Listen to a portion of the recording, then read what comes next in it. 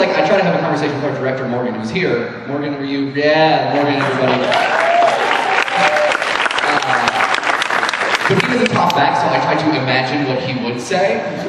You know, like when I'm sitting down and writing, I'm having a conversation with a friend of mine who is, like, in my brain, smarter than me, but doesn't have the area of expertise. He doesn't know about the exact thing that I'm explaining, and so it's kind of a one-sided conversation, but also kind of a story.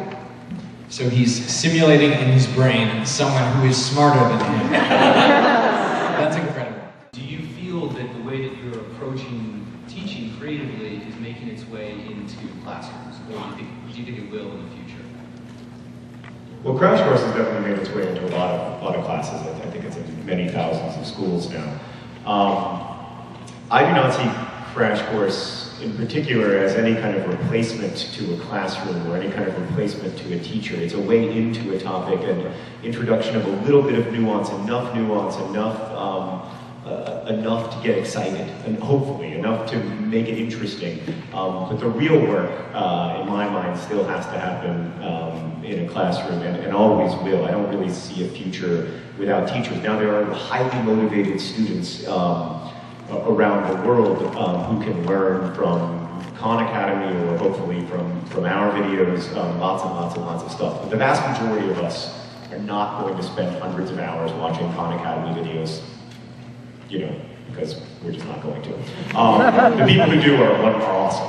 But, so I see it, yes, I see it as part of the future of the educational experience, but I don't see it as in any way a replacement.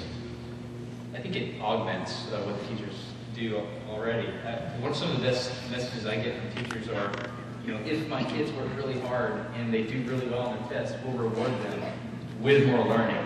You know, but letting them watch your videos, I think that's awesome. The idea that we get to learn more, you know, that's really cool.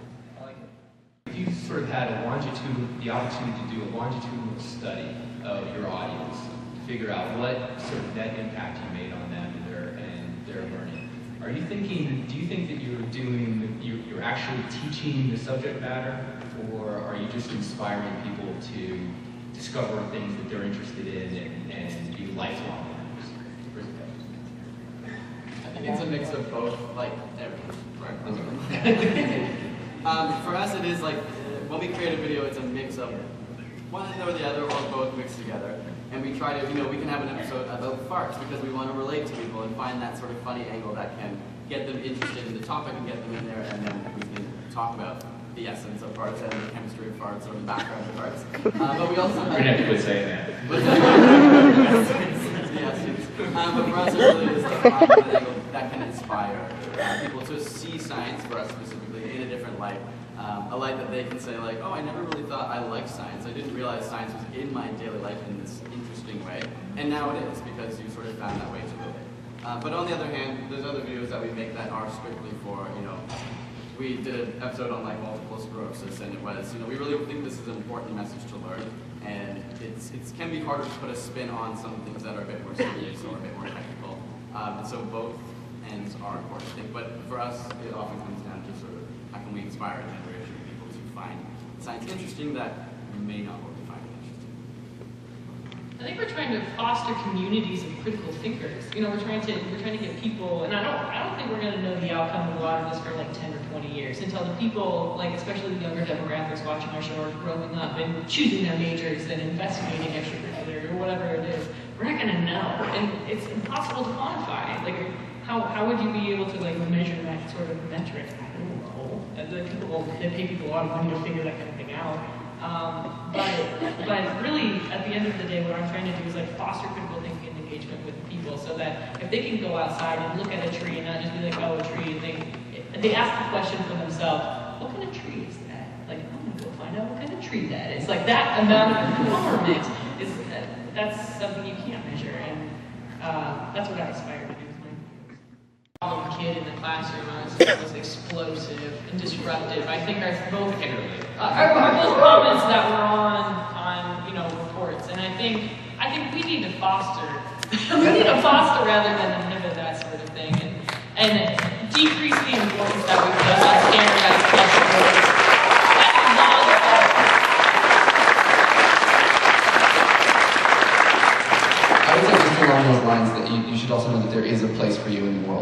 like there is, it might not feel like your high school, how your high school might train you to feel like there isn't a place for you, and it's just so not true. There is a place for you. You know, like I'm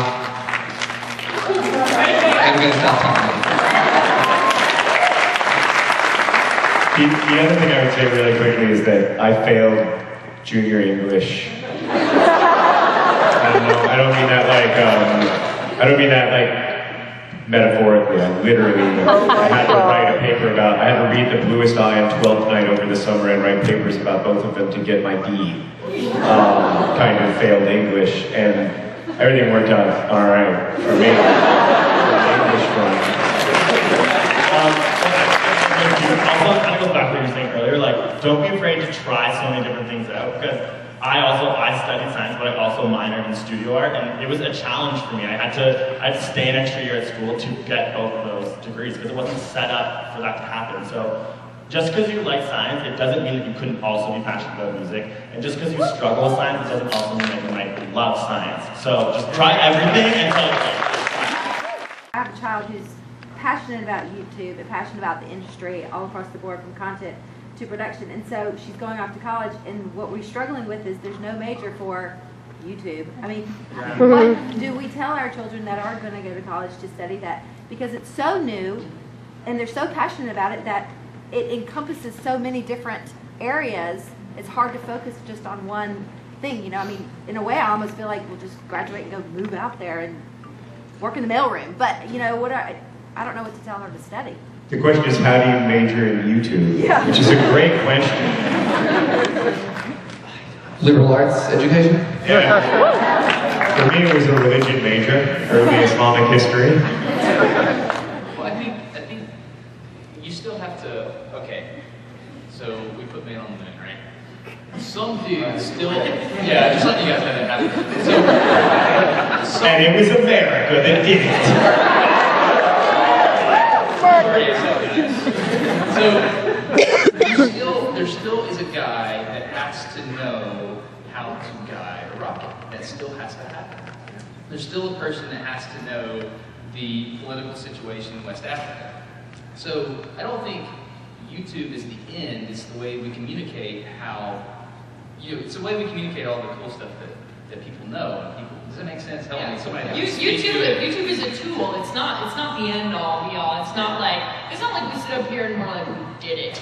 You know, it's like this is a work in progress, and it's about finding that passion and then using YouTube to tap into that global network and this amazing, like, start this amazing, like, worldwide dialogue. Unless she's interested in learning more about the industry and marketing and that sort of, she should study communications. Right. You know.